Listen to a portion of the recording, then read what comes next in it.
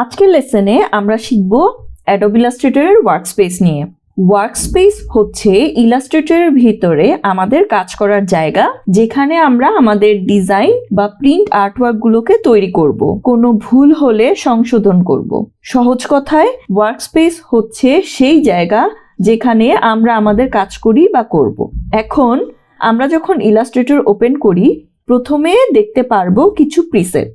এখান থেকে আমরা নিউ ডকুমেন্ট ক্রিয়েট করতে পারবো। তার নিচের রিসেন্ট অপশনে আমরা রিসেন্টলি যেসব ফাইল নিয়ে কাজ করেছি বা করছি তা দেখতে পারবো। আমাদের ডান পাশের এই আইকনগুলো থেকে আমাদের রিসেন্ট ওয়ার্কিং ফাইলগুলোকে লিস্ট আকারে বা আইকন আকারে আমরা সেট করতে পারবো, যার যেভাবে সুবিধা করে নিও। আর মোস্ট ইম্পর্ট্যান্ট হচ্ছে আমাদের এই ক্রিয়েট নিউ এই বাটন দিয়েই আমরা আগের ক্লাসে নতুন একটা ফাইল নিয়েছিলাম, মনে আছে তো? অ্যাজ ইউজুয়াল আজকের জন্য আমি নতুন একটা ফাইল ক্রিয়েট করে নিচ্ছি। এই পেজটা হচ্ছে আমাদের ওয়ার্কস্পেস। এই স্ক্রিনে তোমরা যা দেখতে পাচ্ছ সব কিছুই আমরা কাস্টমাইজ করতে পারবো, আবার আমাদের সুবিধা মতো নড়াচড়াও করতে পারবো। প্রতিটি টুল, মেনু আর প্যানেল সব কিছুই নড়াচড়া করতে পারবো। আরও মজার ব্যাপার হচ্ছে আমাদের কাজের ধরন অনুযায়ী আমরা আমাদের ওয়ার্কস্পেস সাজাতে পারি, আবার নিজের ইচ্ছা মতো ওয়ার্কস্পেস সাজিয়ে বা কাস্টমাইজ করে সেট করেও নিতে পারি। এই যে একদম ডান পাশে উপরে এই আইকনে ক্লিক করে আমরা ওয়ার্কস্পেসের বিভিন্ন প্রিসেট পাবো। এখন আমরা সবাই এসেনশিয়াল ক্লাসিক সিলেক্ট করে নেই, চলো। তাহলে সবার ওয়ার্কস্পেস একই রকম থাকবে, আমাদের বুঝতে সুবিধা হবে। বিগিনার লেভেলে এই প্রিসেটটাই আমার সবচেয়ে ভালো মনে হয়। ইলাস্ট্রেটরের ওয়ার্কস্পেসকে আমরা অনেকগুলো ভাগে ভাগ করতে পারি, আর আমরা যদি ভালোভাবে এই পার্টসগুলো বুঝতে পারি, এই সফটওয়্যারে কাজ করা তখন 1-2 এর খেলা হয়ে যাবে। একদম উপরের এই অংশ হচ্ছে আমাদের হেডার। এই অংশে আমরা অ্যাডোব ইলাস্ট্রেটরের সব মেনু খুঁজে পাবো। ইলাস্ট্রেটরের ভিতরে আমরা যখন কাজ করি তখন নানাভাবে কাজ করা যায়, আর যখন একদমই কিছু খুঁজে পাওয়া যায় না, মনে থাকে না, এই মেনুর বিভিন্ন অপশন আমাদের হেল্প করে।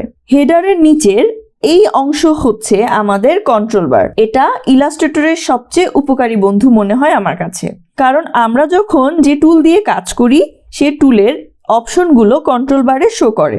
দাঁড়াও মজা দেখাই। দেখো কিভাবে আমাদের টেক্সট টুল সিলেক্ট করলে টেক্সট মডিফাইয়ের সব অপশনগুলো আমাদের কন্ট্রোল বারে চলে আসে। কন্ট্রোল বারের নিচের ট্যাবের নাম হচ্ছে ডকুমেন্ট ট্যাব। আমরা যতগুলো ফাইল নিয়ে কাজ করব এই ট্যাবে তা শো করবে। আর বাম পাশের এই অপশনের নাম হচ্ছে টুলবার। এই বক্সের মধ্যে আমরা যেসব টুল দিয়ে আমাদের ইলাস্ট্রেশন করব তা খুঁজে পাবো। আমরা যখন টুলবারের কোনো টুলের উপর আমাদের কার্সর রাখি, এটা আমাদের দেখাবে এই টুলের নাম, এই টুল দিয়ে কি করা যায়, টুলের শর্টকাট কি, সাথে ছোট একটা ভিডিও যে এই টুল দিয়ে আসলে কি কাজ করা যায়। আর যেসব টুলের সাথে এই রকম কর্নার আছে, আমরা এই কর্নারে লেফট ক্লিক করলে আমরা দেখব যে এই টুলের আন্ডারে সিমিলার আর কি কি টুল আছে। আমি যখন এই রেক্ট্যাঙ্গেল টুলের কর্নারে ক্লিক করি, এই টুলের সাথে আমরা আরও পাবো rounded rectangle, ellipse tool, polygon tool, star tool, flare টুল।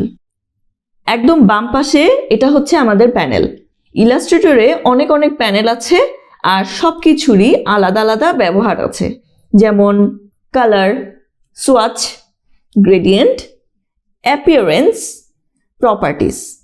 প্যানেলের সব অপশনগুলো আমরা উইন্ডোতে গিয়েও ওপেন করতে পারবো বা ক্লোজ করতে পারবো। এই প্যানেলগুলোকে আমরা এভাবে এক্সপ্যান্ড করে রাখতে পারি, আবার এই ডাবল অ্যারোতে ক্লিক করে আইকন হিসেবেও রাখতে পারি।